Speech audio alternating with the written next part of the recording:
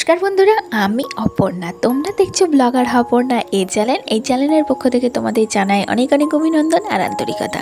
তোমরা কেমন আছো? আশা করি তোমরা ভালোই আছো, আর আমিও বেশ আছি, আর আশা করছি ব্লগটি ভালো লাগবে। তো চললাম বাবার বাড়ি। ওই বলে না, চললো ভোলা, জানি না স্পেলিংটা ভুলে গেছি, আমি মনে আসছে না। তো যাই হোক, বাবার বাড়ি গিয়েছিলাম এবং বাবার বাড়ি থেকে চলে এসেছি, মানে বাবার বাড়ির পরের দিন, নেক্সট দিন। আর ওই ভিডিও শ্যুটটা 3 দিনের ভিডিও শ্যুট, তোমাদেরকে ফার্স্টেই বলে রাখি। তো ওই যে বাবার বাড়ি গিয়েছিলাম এবং একদিন ছিলাম, দিয়ে পরের দিন এসেছি। এই যে পরের দিন, আগের দিনকে রাত্রেবেলায় চিকেন হয়েছিল, দেশি চিকেন, তো সেটাই মা পাঠিয়ে দিল। তো বললো বাড়িতে গরম করে খেয়ে নিস, তো তাই নিয়ে এসেছি। আর নিয়ে এসেছিলাম এই যে ডাল পুরি আর তরকারি, আর আর নিয়ে এসেছি আম, এই আর কি। আর এই যে এগুলো দিয়ে খেতে দিয়ে দিয়েছি মেয়েকে। মেয়ে সেন্টার থেকে খিচুড়ি নিয়ে আসলো, আর এই যে আমার ছেলে এখানে বসে ভাত খাচ্ছে মাংস দিয়ে। তো মাংসটা দিতে দেরি হয়েছে, তো এমন শুরু করেছে মাংস দাও করে, তো কি বলবো। সেই ভয়েসগুলো যদি দিতে পারতাম তো ঠিক হতো, কিন্তু ভয়েসটা কাটতে হলো, কারণ কি বলো তো, ফ্যান চলছিল। আর শখ করে তো বেড়াতে যাইনি যে তোমাদের আগে থেকে বলবো, হঠাৎই গেছিলাম। মায়ের শরীরটা তো ভালো না, তো মাঝে মধ্যেই আমি এরকম হুটহাট করে চলে যাই দেখতে, যখন আমি সময় পাই ঠিক সেরকম সময় আমি চলে যাই।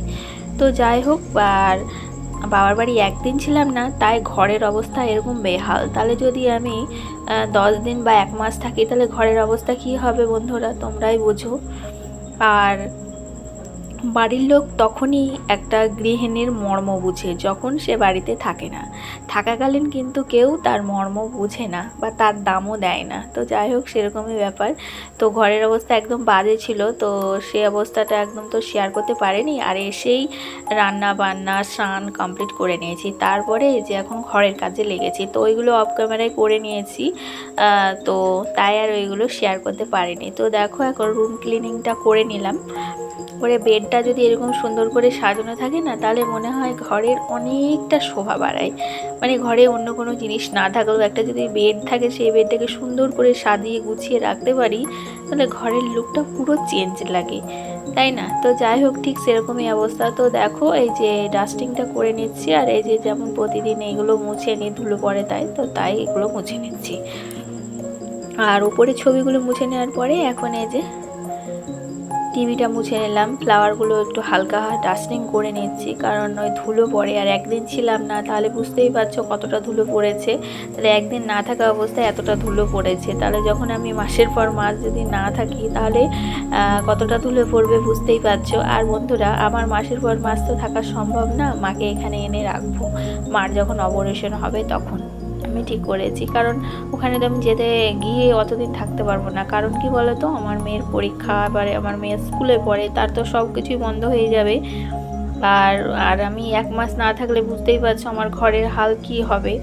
তো তাই আর কি আমি ঠিক করেছি মাকে এখানে এনে রাখবো। তাই যে ঘরের কাজ কিছুটা হাজব্যান্ডকে বলছি করতে, তুমি ছাদ ঢালাই করো বা না করো, ওই লিনটোনটা করে একটুখানি আমাকে ওই টাল টিন বা তিরপল দিলেও হবে, তো মাকে যাতে এনে রাখতে পারি। কারণ তো আমার 2টো ঘর, বুঝতেই পারছো বাচ্চা কাচ্চা নিয়ে কি অসুবিধা হয়। তার মধ্যে যদি একজন এক্সট্রা মানুষ থাকে, তাহলে কি অসুবিধা হয়। তো একটা এক্সট্রা ঘর অবশ্যই আমার দরকার। আমার খুব অসুবিধা হয় জানো বন্ধুরা, যখন বাড়িতে কেউ আসে। তো তার জন্য হাজব্যান্ডকে বলছি একটু এই ব্যবস্থাটা একটু তাড়াতাড়ি করে দিতে।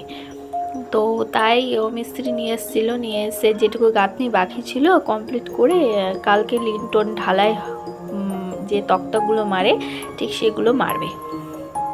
তো সেগুলো ভিডিও করিনি। তো আর তারপরে এই যে মিস্ত্রি এসেছিলো, মিস্ত্রির জন্যেই চা করেছি। একজন মিস্ত্রি আর আমার হাজব্যান্ড, মানে দুজনা আছে। তো তাই যে 2 কাপ মতো চা করেছি। আর তাই তোমরা আমার ভিডিওতে চা করার ভিডিও দেখছো, নচেত কিন্তু দেখতে পাও না, কারণ তোমরা কেউ চাই খাই না। সকালে উঠেছে, হাজব্যান্ড খাওয়া দাওয়া করে চলে যায় একদম, তারপরে আবার খাবার নিয়ে যাই। তো তাই আর কি, আর আমরা কেউই চা খাই না। তো তাই আর চায়ের ভিডিও করা তোমাদের সঙ্গে শেয়ার করতে পারি না। তো আজকে যখন সুযোগ হয়েছে চা করার বা চা করছি, তাই ভাবলাম তোমাদের সঙ্গে এই ভিডিও ক্লিপটা শেয়ার করি, তাই তোমাদের সঙ্গে শেয়ারটা করলাম। তো দেখো, আমার চা করা পুরো ডান। আর এখানে আজান দিচ্ছে জানো তো, জানি না মোবাইলে ভয়েসটা অ্যাটেন্ড হবে নাকি, তো ভয় লাগছে আবার কপিরাইট ক্লেম না চলে আসে।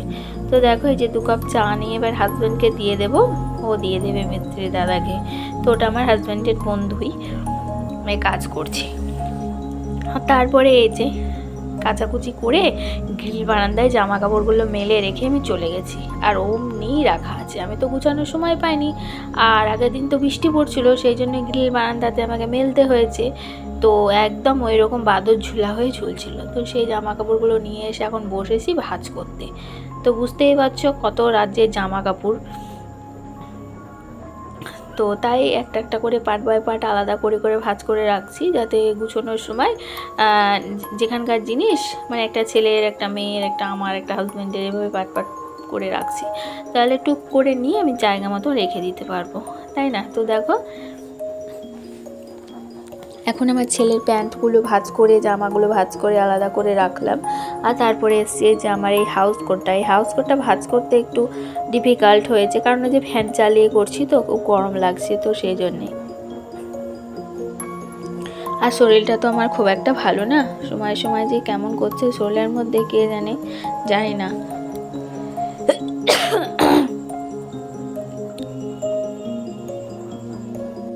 ভয় লাগছে আবার স্ট্রোক না হয়ে যায়, তো ওটা হলে তো কঠিন সমস্যা, তাই না? তো দেখো এখন এই যে জামা কাপড়গুলো আনলাতে রেখে দিলাম, মানে যেগুলো আমার থাকে আনলাতে সেগুলো রেখে দিচ্ছি।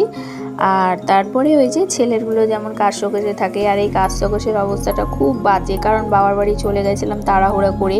এবার এখান থেকে চুড়িদার নিয়েছি, এবার যখন পেরেছি নিয়ে যেমন তেমন করে রেখে তাড়াহুড়া করে চলে গেছি। কারণ বলো তো বন্ধুরা, ঘুম থেকে উঠেছি 4:30টার সময়, উঠে শুধু যে রান্না তা তো না, সংসারে যত বাসি কাজকর্ম, তারপরে রান্না বান্না কমপ্লিট করার পরে আমি চুড়িদারটা পরে রেডি হয়ে চলে গেছি। আর 7:30টায় ট্রেন, তাহলে বোঝো ওইটুকু সকালের মধ্যে আমি কিভাবে গুছিয়ে রেখে যেতে পারতাম। তবু আমি ডাল আলু ভাজা ভাত করে রেখে বাবার বাড়ি গিয়েছিলাম, তো সেগুলো তো শেয়ার করতে পারিনি, তো ভাবলাম ভয়েসের মাধ্যমে একটু যদি বলে দিই। আর তারপরে দেখো এখন ছেলে জামা কাপড়গুলো জায়গা মতন রেখে দিলাম।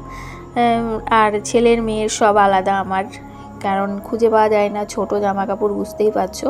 আর তারপরে এই যে আমার টিভি ক্যাবিনেটের লুকটা একটুখানি শেয়ার করে দিলাম, কারণ গোটা ঘরের লুক শেয়ার করলেও রান্নাঘরের লুকটা শেয়ার করতে পারিনি, তো তাই এই ঘরের লুকটা একটুখানি শেয়ার করে দিলাম। কেমন লাগছে আমার বেডরুমটা, দেখো কি অবস্থা ছিল আর কি হলো। আর আগেই বলে নিই, এইটা নেক্সট ডের ভিডিও, মানে এই ভিডিও শ্যুটের 2-3 দিন আগের এই ভিডিও, রাত্রেবেলাতে যে এই ঢপগুলো আমার হাজব্যান্ড নিয়ে এসে দিয়েছিল ডাক্তারখানা থেকে, তো সেগুলো নিয়ে আমার ছেলে খেলছিল, সাজাছিল, তো তারই ভিডিও। তো এই পার্টের সঙ্গে জুড়ে দিলাম, ওইটা রাত্রের ভিডিও, তো তাই ওই বিকাল সন্ধ্যে পর্যন্ত কী কী কাজ করার সঙ্গে এই পার্টগুলো জুড়ে দিলাম। আর নিয়ে এসেছিলাম এই যে বালিশের ওয়ার 4টে, কারণ 4খানা বালিশের ওয়ার এবার কেচে দিলে পরে না ওই পুরোনো পাতলাগুলো একদম পাততে হচ্ছে, মানে ওয়ারটা পরাতে হচ্ছে, তাহলে কি হচ্ছে ওই ওয়ারগুলো যদি ছিঁড়ে যায় বাই চান্স, তো সেই জন্যে 4খানা ওয়ার কিনে নিলাম। আর তারপরে এই যে ছেলে মেয়ে ওর বাবাকে কিভাবে পাউডার মাখাচ্ছে দেখো, তো সেটার ভিডিওখানে ক্লিপও একটুখানি শেয়ার করলাম, কিভাবে হুড়াহুড়ি করছিল। আর তারপরে আমার হাজব্যান্ড মেয়ের জন্য এই যে ডিম ম্যাগি বানাচ্ছিল, আর আমি ছিলাম ক্যামেরাম্যান। তো দেখো আমি ক্যামেরাম্যান হয়ে কীরকম লুক তোমাদের সঙ্গে শেয়ার করেছি, তোমরা অবশ্যই কমেন্টের মাধ্যমে জানিও। তো সচরাচর এত সুন্দর তো আমার ভিডিও শ্যুট করা হয় না, কারণ ওই স্ট্যান্ডে করে করতে হয়, তো আজকে আমি হাতে ক্যামেরা নিয়ে নিজে শ্যুট করেছি। আর হাজব্যান্ড যখন এই কাজগুলো করবে বলছে, তাহলে কেন আমি সুযোগের সদ্ব্যবহার করব না বলো? তো গৃহিণী যখন আজকে রাত্রিটা একটু ছুটি পেয়েছে, তো আমার মনে হলো যে একটুখানি ছুটিই কাটাই, হাজব্যান্ড করছে করুক। আর তারপরে এই যে বিস্কুটের কৌটোতে বিস্কুট আর হলুদের কৌটোতে হলুদ ঢেলে রাখলো, কারণ এগুলো বাড়ন্ত ছিল। আর তারপরে ম্যাগি করে ছেলে মেয়েকে খেতে দিয়ে ভিডিওটা শেষ করে দিয়েছি। তাহলে চলো প্রতিদিনের কথাগুলো আমি আবারও বলে নিই, যারা যারা আমার ভিডিও দেখছো কিন্তু লাইক কমেন্ট শেয়ার সাবস্ক্রাইব কিছুই করা হয়ে ওঠে না, তারা প্লিজ একটা লাইক দিয়ে দিও, লাইক দিলে আমার ভিডিও করার আগ্রহ বাড়বে। আর যারা যারা সাবস্ক্রাইব করোনি তারা প্লিজ সাবস্ক্রাইব করে দিও, আর যারা যারা এই কাজটি করেছো তাদেরকে অসংখ্য ধন্যবাদ। তাহলে আজকের মতো এইটুকুই, দেখা হচ্ছে আগামীকাল। ততক্ষণ তোমরা সকলে খুব ভালো থেকো, সুস্থ থেকো, আর অতি অবশ্যই আমার কথা একটু ভেবো, আর দেখতে ভুলো না ব্লগার অপর্ণা এই চ্যানেল। নমস্কার।